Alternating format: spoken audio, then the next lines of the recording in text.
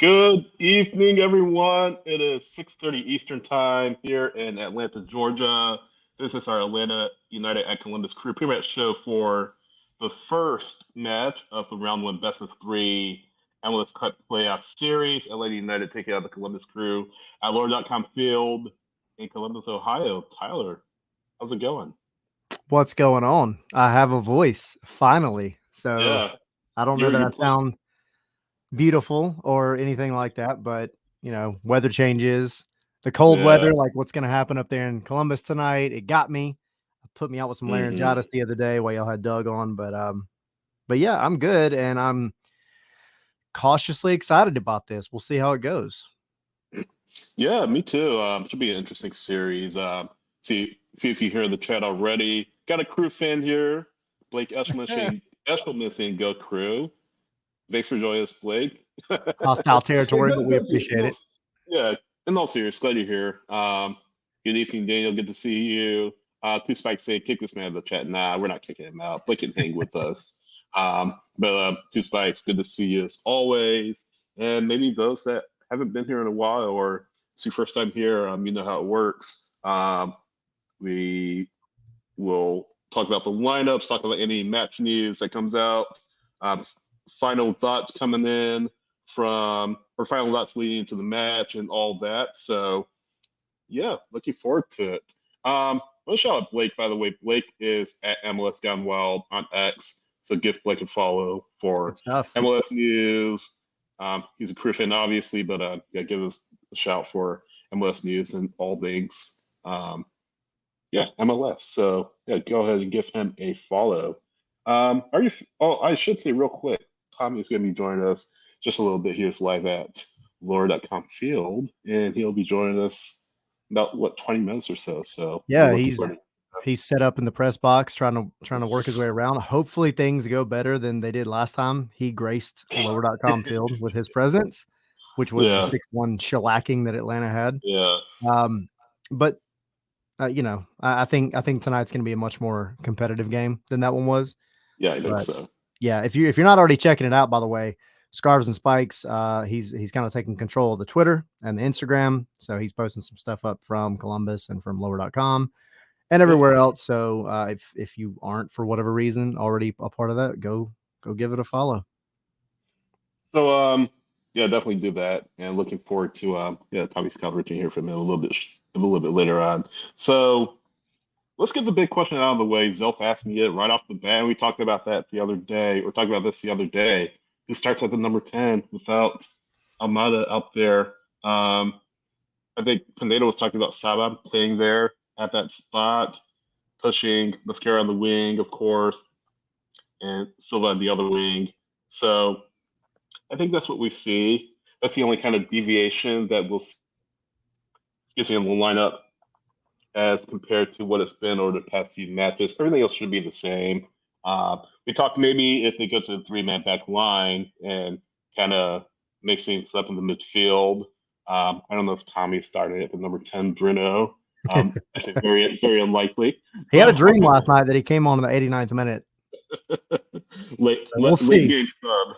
Yeah. But yeah, Pineda could go to a three-man back line and, do things that way as well. So, yeah, like I said, we talked about it the other day, and looking forward to seeing what Pineda does. Want to remind you all as well, 7:55 kickoff. I got Johannes from Atlanta United. Thanks, Johannes, for watching this and checking in. Thanks, man. Yeah, really appreciate it. What happened with Bayern Munich, by the way, Johannes? Dude, don't even get me started on that too. That's Yeah, crazy. yeah, but Bounced some out of the people cup competition, man. I know. So it's Manchester United. We'll talk about that with Tommy, I'm sure, when he comes in. Yep. I guess Newcastle. Friend Miguel Almirones with them, of course. But oh yeah, 7:55 kickoff. FS1 is carrying it on national television. Of course, MLS Season Pass will have it. Um, Steve Kegelosi, Danny Higginbottom, our friends that we've had on the show a couple of times, will be calling the match for MLS Season Pass. So just a quick aside there. But yeah, back to the tactical approach. What are your thoughts? What are you thinking? Yeah. So, I mean, here's the thing. One of the biggest themes that's kind of popped up to me over the past week and a half or so has been this idea that they've had so much time to prepare for this match, right?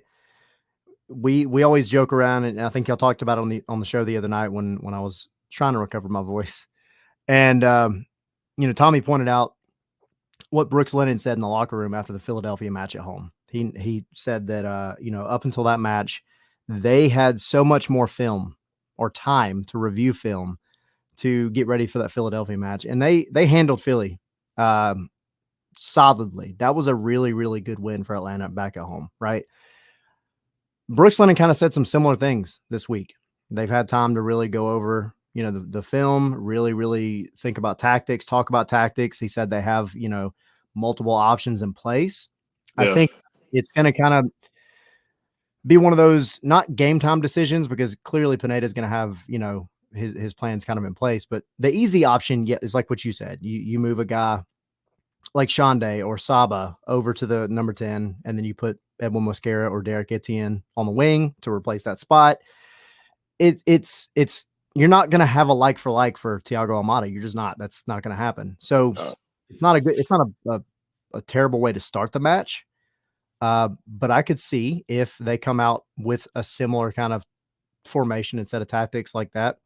If it doesn't go well, I could see them switching things up heavily and maybe moving to a back three and just really, really trying to force the wings because right now that's where your strength is at. You have Saba, you have Shande Silva, yeah, you have Yakimakis up top. You could even maybe give up some of your midfield, which is already going to be tough anyway, to put Jamal Tiare up there as well with Yakimakis. So, I mean, there's options, some less likely than others.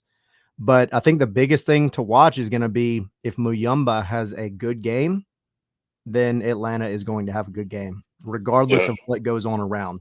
If he doesn't, then it's going to be a really, really long night for Atlanta. yeah. Got to take care of Cucho for sure. Cucho is the man that makes things happen for them, and if Atlanta can't handle him and can't contain him, yeah, in that forward attack, yeah, it's gonna be a long night for Atlanta and a long series for Atlanta. Um, I want to go real quick to kind of what's been going on. Take a look at the playoffs. What's been going on right now? Just the one team right now has won a match away from home, and that's Sporting Kansas City. So we talk all the time about it being tough to Who win. called it, by the way? Yeah, not me. Um, This we talk guy. all we talk all the time about it being tough to win on the road. I mean, there's credence in it. I know you have a strong opinion on that. There's certainly credence to it. Um, it's not meant to be an excuse or anything like that. I mean, it's just how things shake out in MLS. But at the same time, it's not impossible. We saw Sporting Kansas City do it. Really put you know St. Louis to the sword. St. Louis, a team that had dominated teams, hadn't lost or hadn't given up 4 goals to the opponent since Clement Merrick got in League's Cup. Hadn't lost by more than 2 goals on their home field. So not impossible. So the thing about Sporting Kansas City is they've been on really good form since about May 1st.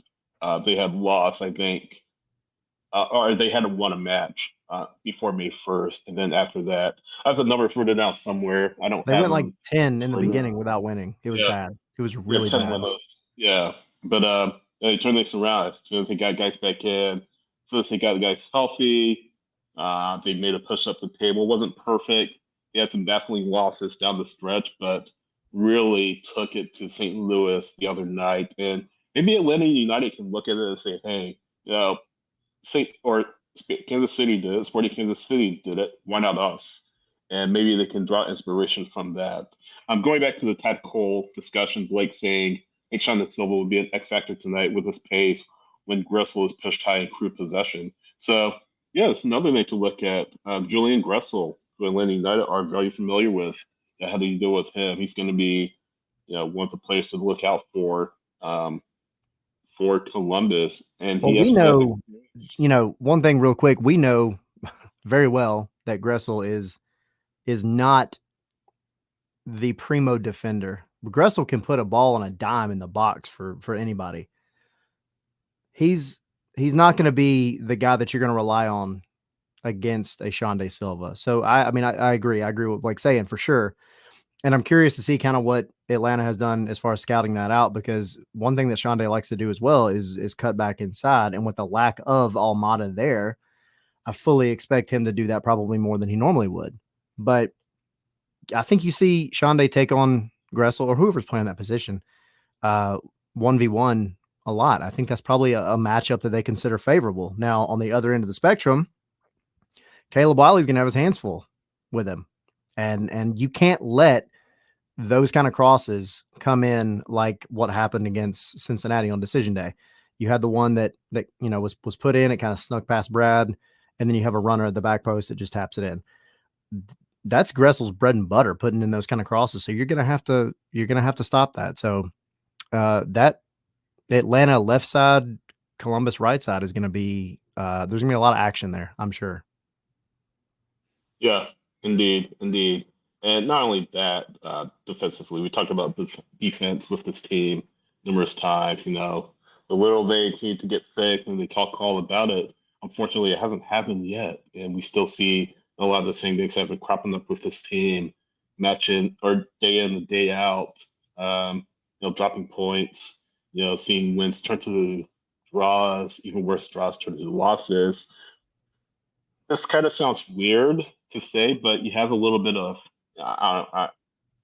so to speak, wiggle room, I guess, because if it's a draw, it goes straight to penalties. That's not the end. It goes straight to penalties. Granted, if they do drop, if they do give up the lead late, obviously Columbus will have the momentum going into penalties. But penalties have a way of equalizing things. And it takes a lot of nerve, of course, but it's kind of a great equalizer. And I'm not saying Atlanta United should push for penalties per se. I'm saying that they should go for a win, of course, but at the same time, if it gets there, it's going to be, like I said, a lot of nerve involved.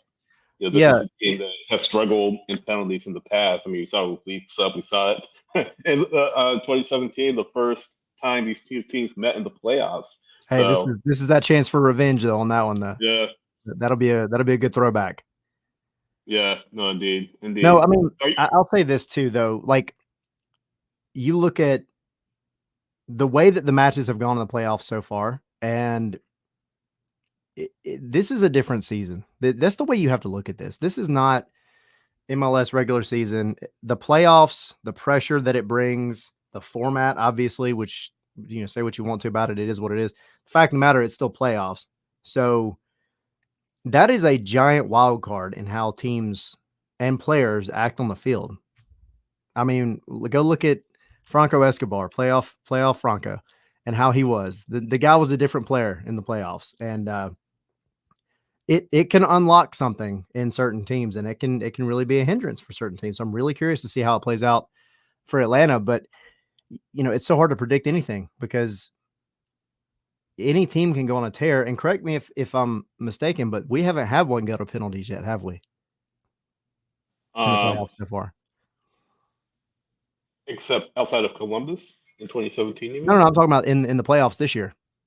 The wild card was the wild card once the right Kansas City against San Jose, but none of the round ones. So yeah, I don't need the drama and stress in my life. I'm not trying to take blood pressure medication at my age, but whatever. I think though that both of these teams are going to come out with a little bit of a chip on their shoulder. They both have something to say after that last time they met, which was not that long ago. And I mean, I think it's going to be a chippy game. I think it's going to be a fun game. I think it's going to, fun for maybe the neutral viewer. Yeah. But I think it'll be good. I think we'll see a new level to Atlanta.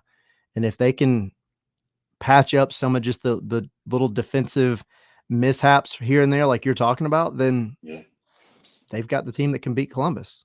That's not easy. Yeah, no, it's not going to be easy at all.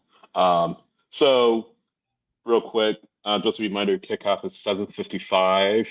So we're waiting on the line. It should be out about 10 minutes. Tommy will be joining us around that time. While we wait for that, I want to remind you that we are on Patreon, patreon.com/Scarts and Spikes. If you join now, you'll get access to our exclusive patrons only watch alongs.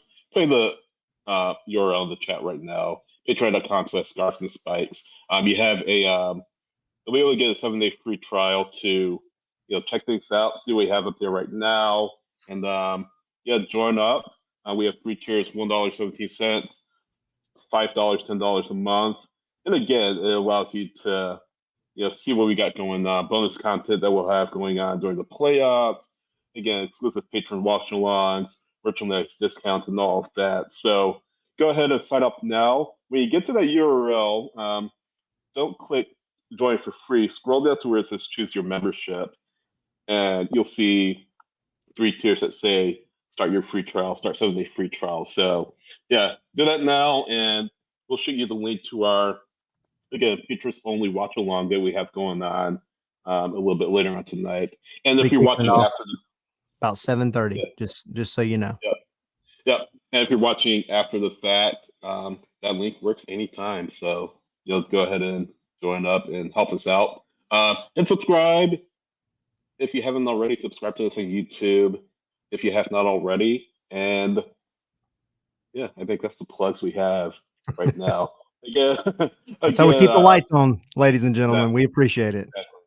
And as always, thank you for those that do support us on Patreon and those that have subscribed to us on YouTube. Really appreciate it. We're trying to get to I got one more for you. Say that again. I got one more for you. Scarvesandspikes.com, which is right there on the screen. Go get you some stickers, please. Stickers are cool. Slap them on things. Don't vandalize anything. If you do, just don't tell us that it's vandalism. Just send pictures. Yeah, exactly.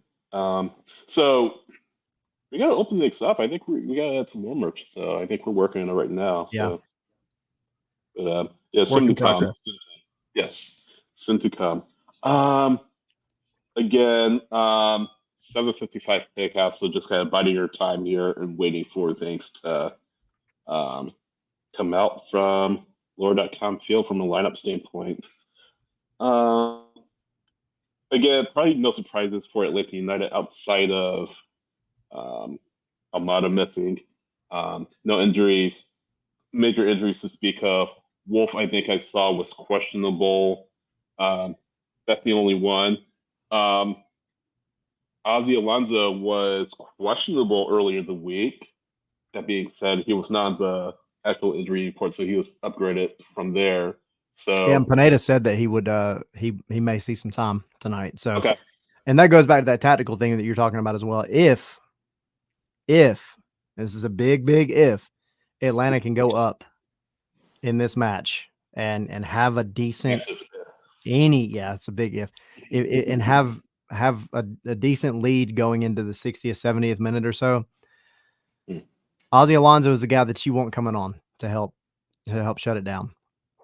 I understand that he hasn't played in quite some time. I understand that he has been plagued with injuries over the past year and a half. Totally understandable.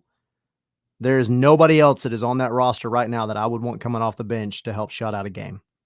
Period. So we'll see. So many parallels back to the 2018 season, right? With the switches in the tactics to a back three. And I'm not saying this team is the same. You had a very different back line back then.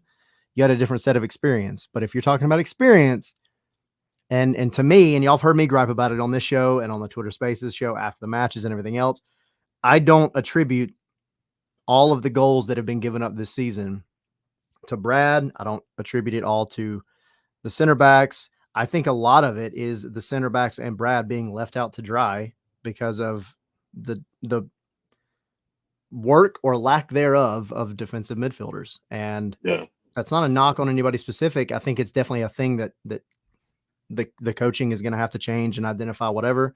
This is just my opinion, man. But I think ultimately you get a guy like Ozzy that can come in there and help direct things, who is physical, who does know when to be a little more physical and back off a little bit, who's going to communicate with his back line. He's going to listen to Brad. Brad's going to listen to him. I think it's that intangible piece that just makes such a big difference. So if you can get him on the field, if you're in that position, by all means, bring Ozzy Alonso on, please.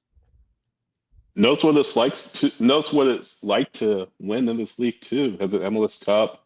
That's won US Open Cup 4 times. Very decorated player. Yep. Veteran. He's been around MLS for a while.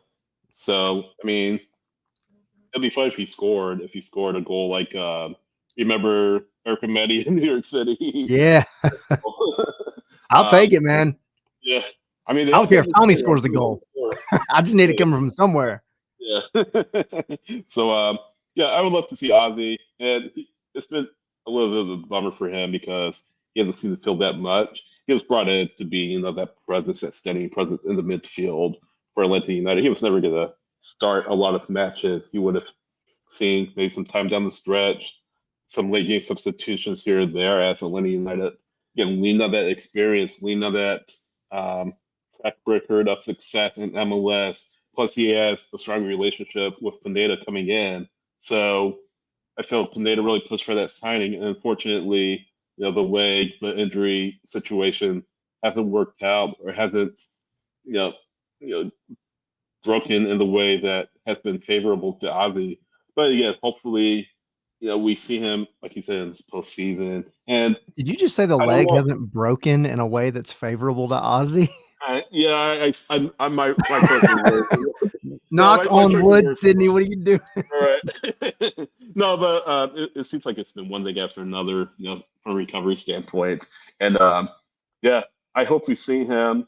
His career, as he said, a long career. He's really at the back end, and I don't know if he's back next year. If he is his last season for sure. But he's a guy that you would love to have in your on your roster. Atlanta United Spanish Twitter tweeted a picture with him and posted next to each other. So obviously on the trip, and he is ready to play. I assume, like we were just talking about, a little bit toward the end, maybe 50 minutes or so, working back in. And good news, good stuff. Yep, for sure. And it, you may not see him, right? This could be, hopefully not. This could be one of those situations where it's just not advisable to put him in, right? The game state may not play out that way. But if you're in that unicorn of a position where you are up, late in the game, you've got to hold the lead. Like we've joked around all year long about how Atlanta cannot hold a lead, and it's unfortunate. It's an unfortunate stat that they just have. Thankfully, they also have the weird ability to conjure goals in like the last minute out of nowhere. So look for that as well. But it would be nice to be able to bring a guy in who has experience just shutting a team down, and not only shutting a team down, but just pissing the other team off, because that's going to be one of the big things that you're going to, I think, hopefully see in these matches, in the playoff matches, is some of these little mind games, right? I mean, you got to, again, somebody else we're very familiar with. You've got a veteran in Nagby, and he's been around the block. He knows the shenanigans. He knows the dark arts. Atlanta doesn't quite have that on their starting roster. Giacomakis, yes, 100%. The guy knows it like the back of his hand, but he's also a striker. He's not going to be involved in the nitty gritty, though he will come out of nowhere and truck somebody from across the pitch, which I'm all for. Again, Brad, he lives and breathes the dark arts, but goalkeeper, you're going to be back in the back. You need that guy in midfield that knows it. You need the Lorenowitz. You need the Nagby. So if you can get Ozzy on, let him come in with that experience. Let him come in, to just irritate Columbus and throw them out of their groove, because you need that guy who can just flip the script on a team. So I hope we'll see. Yeah, likewise. So 6:54 lineup should be out any second now. We'll give them to you as soon as we get them. Of course, Tommy will be coming out. So we have Tommy. He'll be joining us in just a little bit. I was going to mention this too, as far as Columbus's injury situation. No major injuries. Will Sands is out. Diego Rossi, there's questions about his hamstring. He was questionable. Yeah, he is questionable on the injury report, but he has been cleared to play for Columbus, and yeah, he'll be available. It's another player that Atlanta United will need to keep tabs on. Rossi has a track record in this league, and yeah. We'll get to oh, I can't hear you. All right. It'll be interesting if they start the game without him because Mm. you know, if he's available to play, they're going to play him. But if it's a worry, then he may be one that comes on late. And that's a whole different factor to watch out for late in the game. But I can't see them risking him just completely screwing up his entire playoff possibility by pushing something that doesn't need to be pushed. We'll get to this too from Blake. Blake saying set pieces could be a difference maker as well. Atlanta have scored the second most in MLS, and that's how we got the crew 3 weeks ago. So 18 goals. Would have been nice to have Thiago taking this. Yeah. And that's the thing, you know, he's the deliverer on a lot of these set pieces, but and I think Dan mentioned it earlier in the chat. Brooks Lennon is another one who probably, I mean, he's going to be whipping in corners, we know, but as far as the actual set pieces and free kicks, probably Brooks. I think that would be my top pick. The guy, he practices them all the time that we see at the training ground anyway. So, yeah, I'm all for catching some set piece goals because it's not going to be easy in open play against Columbus. Yeah, without Almada especially. We need Kevin Kratz too. Yeah, Kevin Kratz as a set piece. I need Kratz to have delivered some Kratz sprinkle magic on everybody that was coming up to Columbus for this trip. Yeah, exactly. So, yeah, we're just again waiting on the lineups, waiting for those to come out. While we wait, if you have predictions for the match, drop them in the chat and let us know what you think.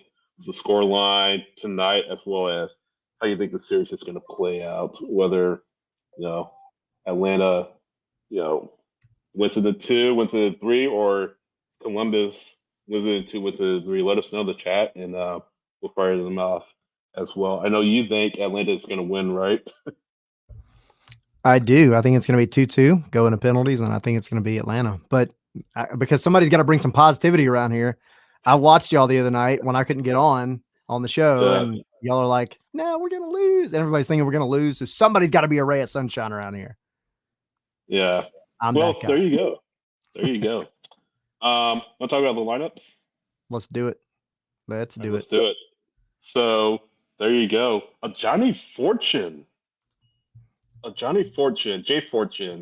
starting for Atlanta United tonight.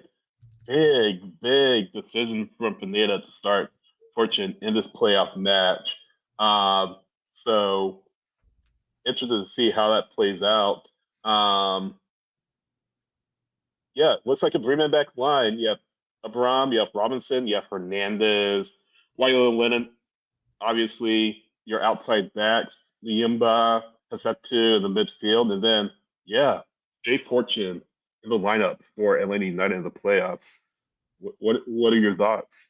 Yeah, so Saba on the bench, by the way, and Alonso is available too. Mascara's available. Thierry Wolf available, which is good news.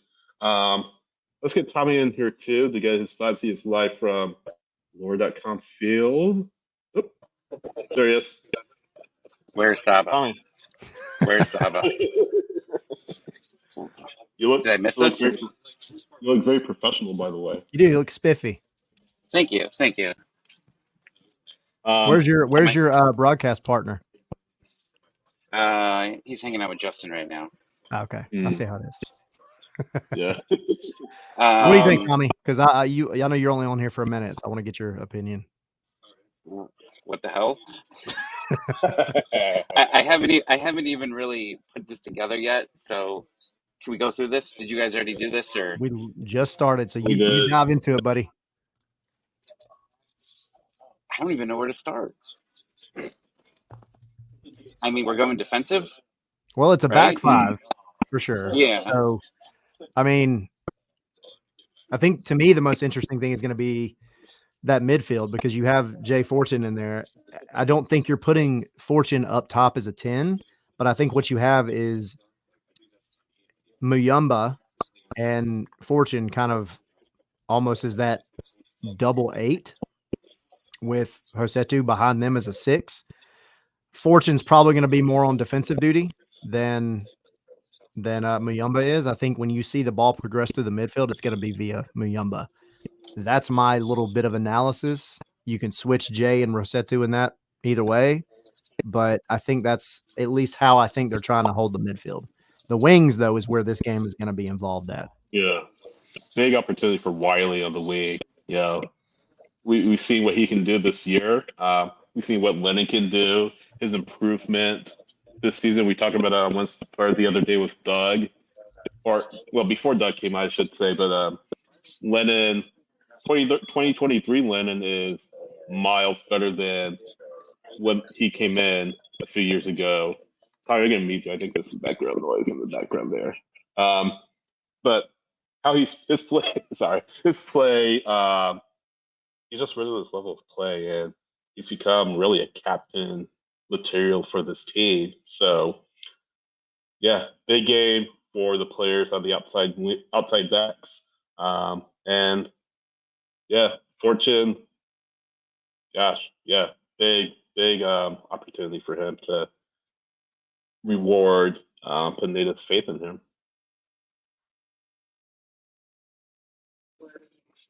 So your predictions are they still the same here? Mine is. I'm sticking to my guns. Thank you very much. And what was it? It was something ridiculous, like Atlanta wins 7-1 or something. Yeah. We're going to reverse what happened earlier in the season. No, it's 2-2, Tommy. If you read my article, you would know this. Actually, you wouldn't, but So Doug asked me, he goes, why aren't you subscribed to the AJC? It was like that uncomfortable moment where you're like, oh, Why man. aren't you? I know. Now I have to sign up, and I'm going to send him proof that it's always coming. Yes. I can't talk about it anymore. no, You guys want to talk about Doug on. Put Doug on.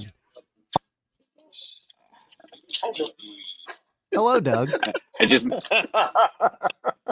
I told him I'm subscribing to the AJC. Everyone that's listening, subscribe to the AJC, please, and tell them that I sent you. Yes. And subscribe to Scarves and Spikes as well. And Scarves and Spikes as well. Do both. Yeah. Do both. Hey, Doug, tell your subscribers to do the same thing. You scratch our Tyler back. also wants you to tell everybody to subscribe to Scarves and Spikes. So there we go. Perfect. To be fair, he did on his podcast the other day. He did say it. I love you, Doug. Nice.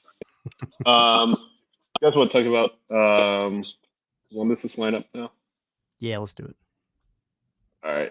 So Schulte starting in net for Columbus, Nagby getting the armband, Gressel out there, Morris out there, Rossi out there, Alex Matan out there.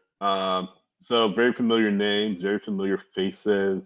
Cucho is obviously the big one. Hey, dog. Cucho obviously the big one. Rossi, we talked about him. Of course, Gressel, we know him well. Nagby, we know him well. So, yeah, that's the lineup for Columbus. And, yeah, Rossi starting. So I think we talked about it a little bit earlier, him getting out there, be questionable with that hamstring. So it'd be interesting to see how much he plays tonight and how Wilfred Nancy manages that hamstring. And, if he goes to hold 90, I don't know if he does because you have to use him for at least one more game, maybe two, depending on how this one goes. So, yeah, that's one of the things I'm watching. But, of course, Cucho is the top man for them. Makes everything happen in the attack, and Atlanta are going to have their hands full. So my prediction is I think I said it the other night, 2-1 Columbus. I said 3-1. Y'all are terrible. Columbus. Yeah, unfortunately. Y'all are as dark as the back of the screen right now. Not anymore. Whoa. There we go. That's better. 2-2. Atlanta wins it in penalties. Okay. In penalties. Wow. I mean, why not? Like, it's a flip of the coin, guys. It's the freaking playoffs. Who knows what's going to happen? It would be, just poetic justice. That's the final match of the match one, the group of the match one. I don't know what I'm trying to say, but this first batch of matches, it'll be poetic justice if the last one goes to penalties. So I don't know. I'm not optimistic, really. I mean, anything could happen. This is the playoffs, and we said earlier, sorry, Kansas City beat a superior, I think, St. Louis team. Granted, Sporting had been on good form, but yeah, this is playoffs. Anything can happen. Even though Knicks have held for the home team in all but one matches, and Atlanta United, will be up to make it too. I mean, I've been wrong before, so. Here's my thing. You've never been wrong, Sydney. Except Not about saying that St. Louis was gonna sweep. Your pessimism is as black as the coffee I drink in the morning, and I'm very sad about it, Sydney. All right, let's move on. But no, look. So you're in the playoffs now. You're in this crazy, ridiculous playoff format, right? If Atlanta does go down, or I mean, either team. This is not just an Atlanta strategy. I think this is common sense, personally. But the team goes down, I would fully expect the tactics to change a lot earlier than you would normally see in a regular league match. Just speaking from Atlanta, but if Atlanta is down in the 50th minute, 55th minute, a goal or two, this back three is not going to stay exactly how it is now. Now they may keep what is on paper a back three, but Patrick, I'm with you, buddy. I hope so, man. I need some of this optimism around here. These two guys right here tearing it apart. But no, I think this is the opportunity as Atlanta. Again, both teams have great goal scorers, and they have tons of goals scored this season. So use that strength. If you're down, then you've got nothing to lose. It's not like these are aggregate, so who cares? If you lose 6-1, it's the same thing as you lose 1-0. It doesn't matter. So if you do go down, unleash the hounds, let Giakoumakis feast, do what you got to do to get him the ball, put Jamal Chiare up there as a second striker, and just send the ball. I mean, see what you can do. See what you can do with your big, fast guys up top. And I think that's going to be, as we progress in these playoffs, something that we see a little bit differently than you would if you're doing the traditional, away and home match. So I don't know. I'm curious to see how this one plays out.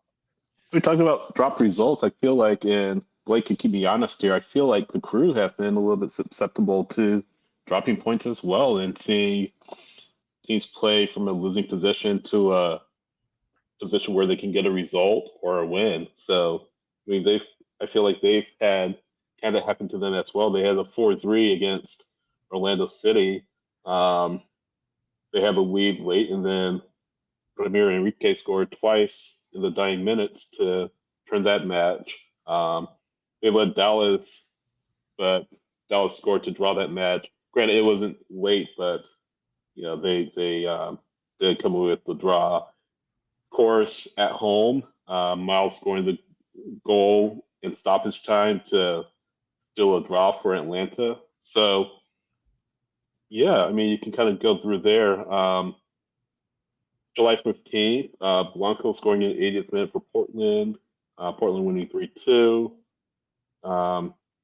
So, yeah, I mean, I feel like Atlanta's a little more susceptible to than Columbus, but I mean, Columbus has kind of had that happen to them, I think, too. I don't think this both teams have a lot in common. Yes, I'm just, Tommy, I want you to put your opinions out there. I just got to say, I don't think this match ends with like us not sitting on the edge of our seat, period. I just think this is going to be one of those, the final 20 minutes is going to be like heart attack inducing for some people. That's my very, very informed analysis of how this is going to play out. Tommy, what you got, buddy? Even if you don't win, you should be trying to get some momentum going into the next game, right? Like, if you get blown out, the vibes, even in the stadium for the next game, will be down a little bit, knowing that you got destroyed. So they got to keep it close. The tactics are, this is, if this works, and they get the results, whether, penalties or win. This is Pineda's statement game, biggest win he's ever had. And we talked about with the Philadelphia game, right? The Philly game where, he changed tactics up. I think that was the game he went to the back five. I think was the first one, right? Yeah. They come back and they win a huge game there against, a better team. That was huge for them. And that was, we talked about Pineda the entire week after that, right? About how great it was. Can it happen again? Yeah. Sorry to interrupt. I didn't mean to step on you, Tommy, but I think I had a good question. We talk about the weather. Does the temperature favor Columbus? The Columbus are more used to playing in the cold. Atlanta, of course, play indoors in AC and heat. Columbus don't. So does that work out for Columbus a little bit better than it does Atlanta? I don't think so. Well, it's been warm in Ohio. It's been warm here, so some of these players that are new to Columbus haven't played in this type of weather here. So I think there's quite a few new players on this team. So maybe. Also, for the majority of this season, it's not like the Premier League or pretty much any other European league or anywhere else where, you have teams that are playing all the way through the winter in sometimes like just absolutely ridiculously frigid conditions. In most of the U.S. for most of the year, you're playing in the heat or relative heat, except for in an indoor stadium like the Benz, where you're actually playing in colder temperatures than anybody else in the league, which is really funny considering you're in the southeast. So no, I don't think it affects much because this is going to be just as much of a shock to Columbus's system as it is Atlanta. Because this cold snap just hit the East Coast everywhere. So it's not like Columbus has been playing matches in 37-degree weather. They've had a whole summer to acclimate to the heat and the humidity and whatever else. And now everybody is going to get hit by that cold front tonight. So I think it's going to be kind of affecting everybody the same way.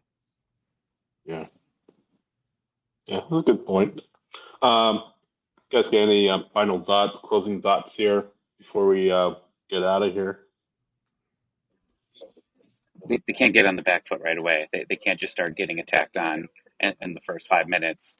If it's close, we talked about this the last game when that was here. I think it was only 1-0, and then it was like just get to the half, regroup if needed. So if there is any damage here, and they score in the 30th or whatever minute, they need to be able to just get to half, fix things that you need, bring Saba in, bring whoever you need in to change it. But you can't bleed quickly.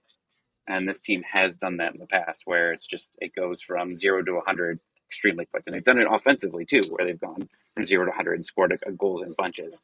But on the road, you can't let the crowd get into it. Yeah. No, I agree.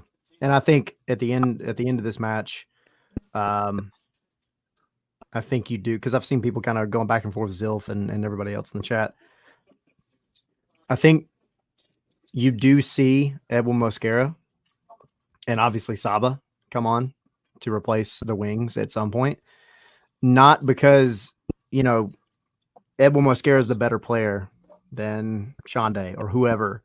This is potentially going to be a 3-game series. Now you have time, right? This is not like back to back to back, but there's a lot to be said about a young guy that can just run. And we've seen how effective it is, even if he's not the crisp, finisher that we want to see. He is a work in progress. We've talked about it before, but we know Saba can finish. Tommy had a dream about it last night, apparently. But they played in the backyard. It was. That's okay. It was. It was. It doesn't matter. We take the wins where we can get them. But Yeah. Mosquera coming in late, would not be surprised to see it at all. Just have him running against tired legs, and we talked about the matchup with Julian Gressel on one side. Julian Gressel's primary responsibility, I hate to let everybody know this that doesn't know, but he is a defender. He can just put a ball in the box like the best of them. So obviously, Columbus is going to be making their changes as well, but to have a guy like Mosquera that can run and put in the ball to Giacomakis or Tiare or whoever, that's going to be huge. Indeed. So I think we're about at time here. Yeah. We're about at time here. Again, the match is on MLS Season Pass and FS1, so kind of take your pick. I prefer MLS Season Pass because the competition is actually there as opposed to FS1, who calling things from room closet. But 7:55 kick again. Sydney low-key Yeah, just hates on Fox. It cracks me up. I have thoughts on it. I have a lot of thoughts. What favorite show did Fox cancel of yours, Sydney? I mean, I haven't watched Fox I can't forever. even name any good Fox shows off the top of my head. NFL on Firefly. Fox. Everyone loves Firefly. Yeah. I don't know of any canceled well, ones. Lego Masters is off I know the it's. chain now. I guess. This way. Our Patreon. These guys are going to be on a watch along on Zoom. So even if you want to sign up for free and hang out, these guys will be holding it down. And I'm sure Tyler, even though you can do shots of NyQuil today instead of shots I'm of doing whiskey. the shots Is of that the goal? rum are going to clear all this out, and by the end of it, I'm going to have my regular voice back. Celebrating a win in penalties. Thank you very much, Tommy. We shall see. You need to be alive for Tuesday, Tyler. You need to be alive. Yeah. So you need to recover. I'm not doing what happened that last time. That was terrible. I think you had multiple people calling off of work the next day after that. So that yes, was all because of this guy. We got yelled at. Yeah. So you guys have fun, and I'll probably hop on in half. Yes, and remember, Patreon we just mentioned will be on Spaces afterwards, so join us there, and we'll talk about the result, good or bad. But Sydney, Tyler, Tommy, and Columbus, thanks for watching. Hit like, hit subscribe, and we'll see you soon. See y'all.